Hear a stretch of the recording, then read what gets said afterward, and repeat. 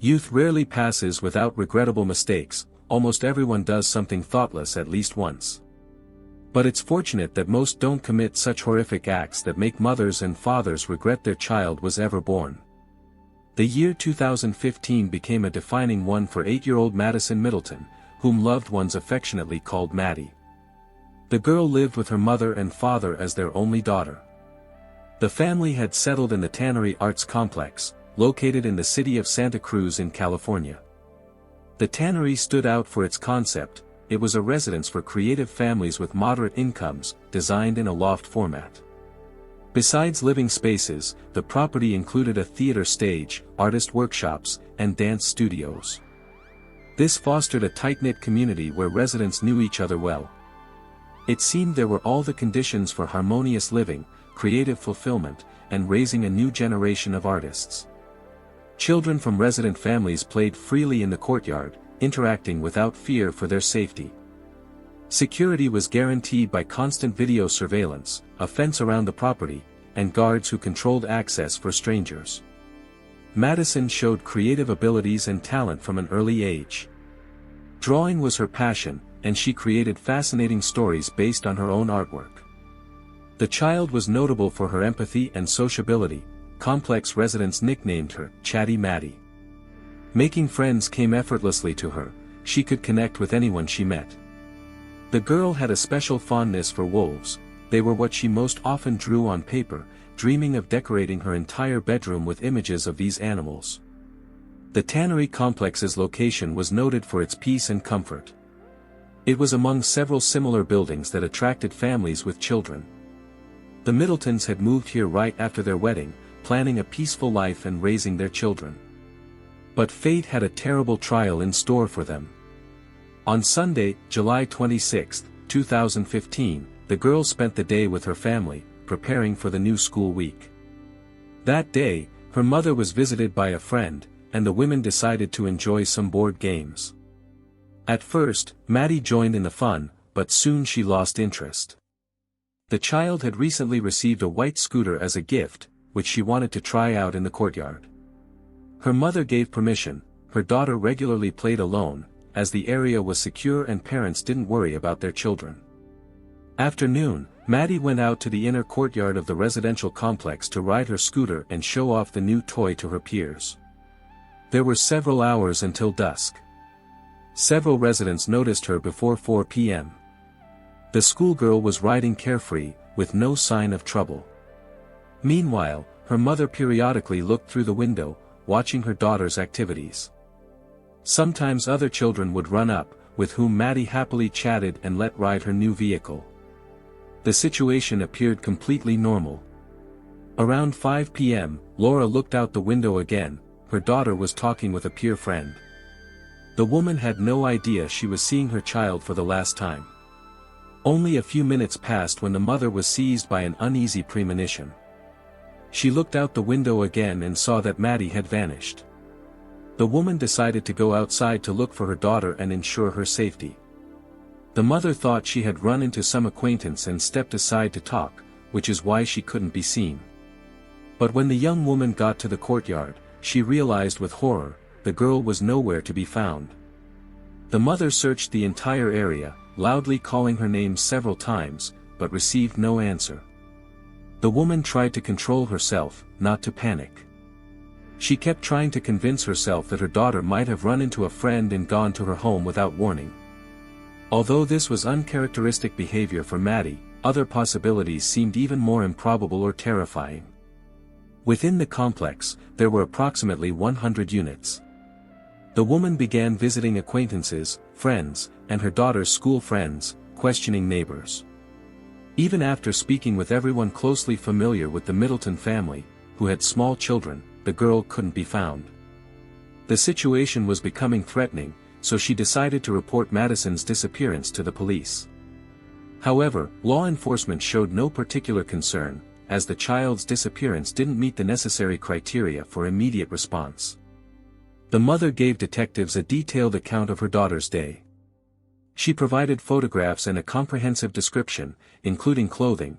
The girl was wearing a black protective helmet and a purple dress. Mrs. Middleton also mentioned the new white scooter, which wasn't found in the courtyard. This became a significant explanation for the disappearance. Investigators reassured the anxious woman, suggesting that Madison had gotten carried away riding her new toy and had left the complex grounds.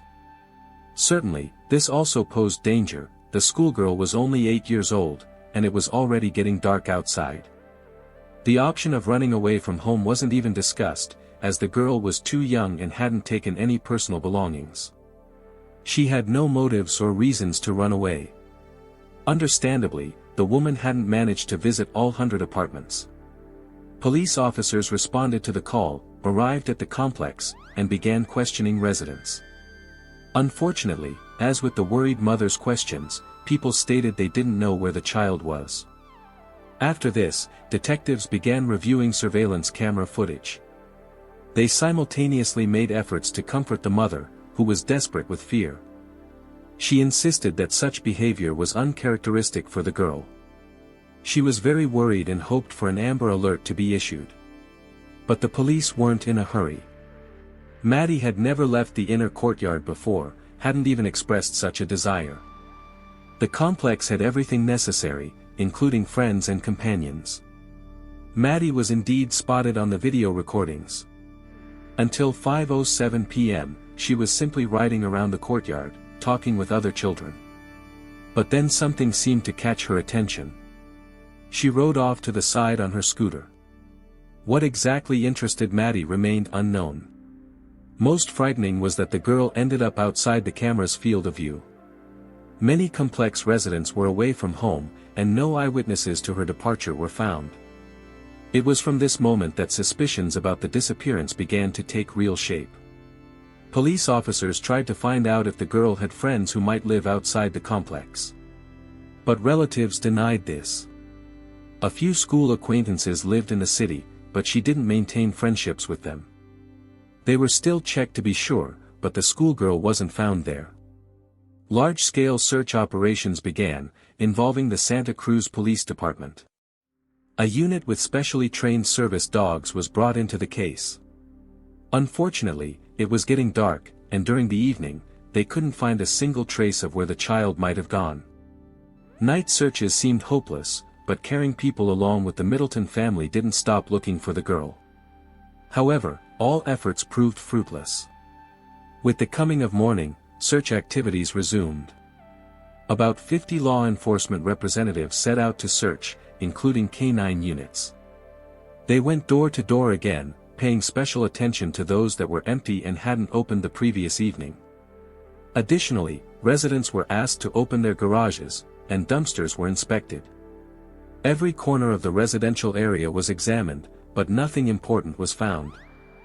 Law enforcement was forced to expand the search area.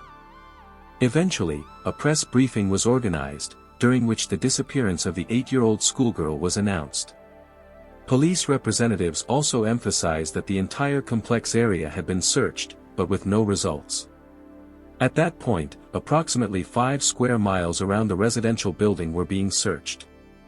This covered almost the entire city area.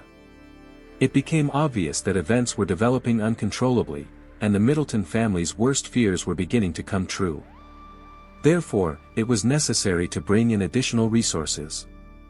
Based on this, a request was sent to the Federal Bureau of Investigation. Building residents, all the girl's acquaintances and family friends, as well as simply compassionate citizens who couldn't remain indifferent, were already actively participating. Relatives provided support to the couple, but the parents were in deep grief. The only thing that could comfort them was news that Maddie was unharmed and safe, but with each passing hour, the likelihood of such a development became increasingly smaller. In fact, the parents didn't stop searching. When police resumed work, they were already exhausted from psychological pressure and exhausting efforts. Investigators continued to claim there were no signs of the girl being kidnapped. They were inclined to think she had simply disappeared and would soon appear on her own. By evening of the second day of searching, they began checking everyone who had driven into the residential complex territory. Detectives questioned people who had been away during the weekend. Disturbing conversations spread throughout Santa Cruz. With each passing hour, more and more sympathetic people showed interest in the disappearance, and hundreds of volunteers appeared for search operations. In addition, law enforcement received more than 1,000 messages with information. Several law enforcement representatives were already handling their verification. Anxiety grew among the population. Citizens wanted to know what had happened to the child and provide help to the Middleton family. They allowed their own children to go to the playground with apprehension. The 48-hour mark since the disappearance was steadily approaching. Law enforcement, volunteers, and even the child's relatives felt they were on the wrong track. A decision was made to change direction and again focus searches on the complex territory. It was believed that a more thorough inspection of the entire area was needed. Perhaps re-examining all apartments and the underground parking. They decided to check vehicles. Just an hour after this, law enforcement representatives and a team of volunteers were examining the complex's parking garage, located underground. It was there that one of the investigators looked into a dumpster, and what he saw forced him to urgently evacuate all volunteers outside, restrict access to the area, and change the case status from missing person to homicide. Madison was identified by the characteristic features of her clothing and body. The worst fears had come true. At 8 p.m. on July 27, 2015, a large sports bag was retrieved from the container, containing the schoolgirl's body. Ahead was a forensic medical examination, which was supposed to help understand what had happened and who was involved. Forensic experts worked in the complex parking lot. They were able to establish that the bag had been thrown away on the very first day when searches began, and it could have been found immediately, but the criminal had acted carefully. He deliberately placed the item with the body so it wouldn't catch the eye. He threw garbage on top. This complicated the search, especially while investigators hadn't realized something serious had happened. After analyzing surveillance camera footage from the parking lot, a young man who also lived in this complex was detained. Most shocking was his age. The suspect had just turned 15 years old. From now on, all the stunned residents of the area simply waited for the results of law enforcement activities and the pathological examination conclusions. But for law enforcement representatives, the hardest stage was just beginning. It was necessary to urgently process all materials and form an evidence base for bringing charges against the suspect. Some employees worked without rest. Madison's relatives were in shock. Mother Laura couldn't comprehend what had happened. She was taken directly from the underground parking lot by doctors for medical assistance. Already on July 28 at 9 p.m., the local community gathered for a memorial evening dedicated to Madison. One of the local residents who had learned about her love for wolves came to say goodbye to the schoolgirl. He had a large dog that resembled this predator. During the investigation, it was discovered that the crime against the schoolgirl occurred in an apartment in the same residential complex where she lived with her family. Madison was lured to the apartment, where she became a victim of sexual assault. The 8-year-old schoolgirl was strangled with bare hands, as indicated by distinct marks on her neck. In addition, she received knife wounds to her neck. Signs of beating were found on the body, numerous bruises and hemorrhages, all inflicted simultaneously. Despite the attacker's physical advantage, the child was able to put up desperate resistance. Unfortunately, this proved insufficient even to attract neighbors' attention. The killer deliberately chose a time when almost no one was nearby. Moreover, he quickly immobilized Madison and taped her mouth shut. She was helpless against the rapist. The district attorney announced that law enforcement had enough evidence to charge the 15-year-old not only with murder but also with kidnapping and sexual assault. Given the brutality of the crime committed, it was proposed to try him as an adult. But for now, this issue was being considered and remained unresolved. The suspect was 15-year-old Adrian Gonzalez, whom all acquaintances called AJ. For the past 6 years, he had lived in an apartment located on the 3rd floor above the parking garage where the bag with the body was found. Everyone who knew the young man was stunned and even assumed this accusation was mistaken. Adrian was known as a balanced and benevolent young man, a polite boy who lived with his mother. He had never before been involved in criminal incidents, avoided suspicious company, and anything related to Some suggested that Adrian might have found the schoolgirl's body by accident, gotten scared that he might be accused of murder and held responsible for a crime he didn't commit. Therefore, Adrian tried to dispose of the body, but in fact, he wasn't guilty. However, investigators had a different position on this. His fingerprints were found on the bag. His own mother identified this sports bag, so it was taken from their home. But the most significant evidence was traces of the young man's biological substances, which testified to sexual assault. Analysis showed a 100% match with the suspect. These traces definitely couldn't have appeared on the victim's body accidentally.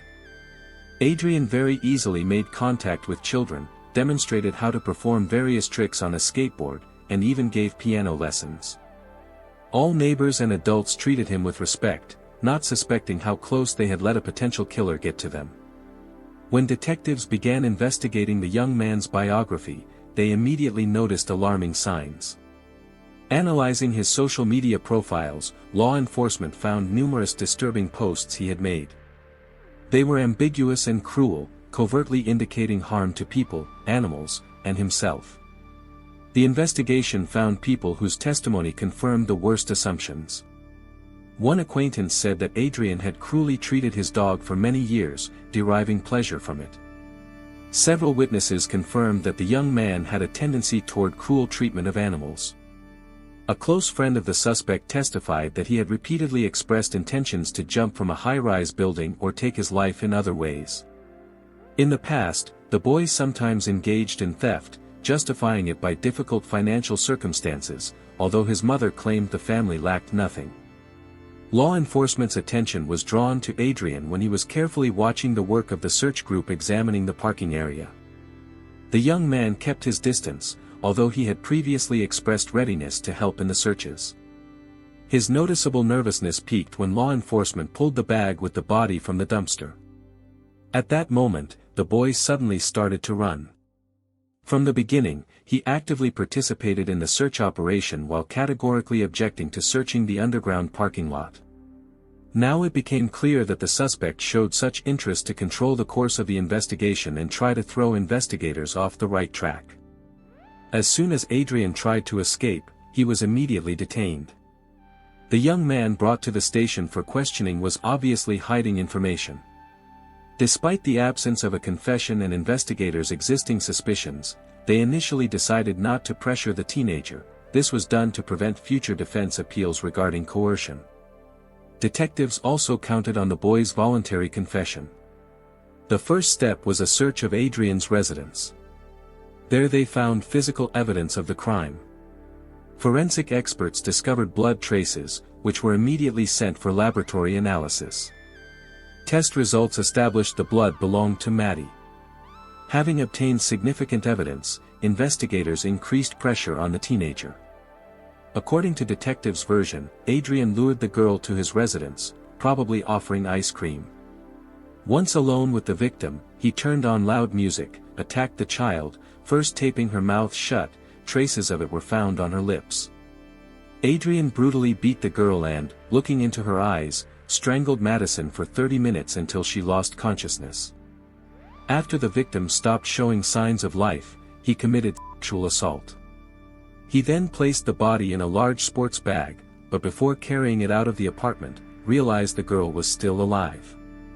Wanting to make the victim's survival and testimony impossible, the criminal grabbed a knife and struck her neck. This is what caused the blood traces in the apartment, but even this wound wasn't fatal for the child.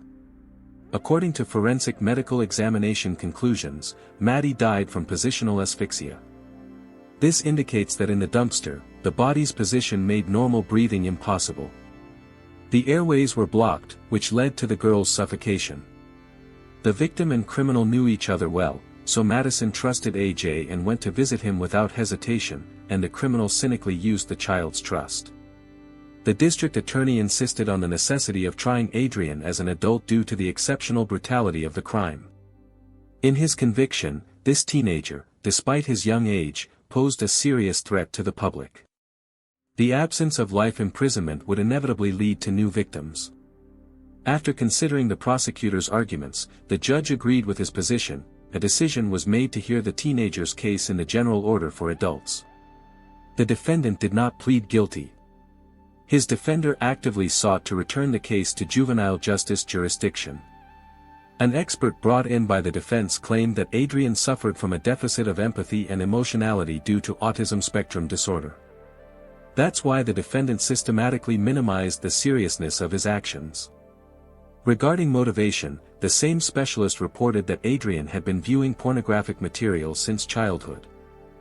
He paid special attention to videos with women being strangled. According to the expert, the defendant confessed to him his intention to end his life but didn't want to leave life without experiencing sexual relations.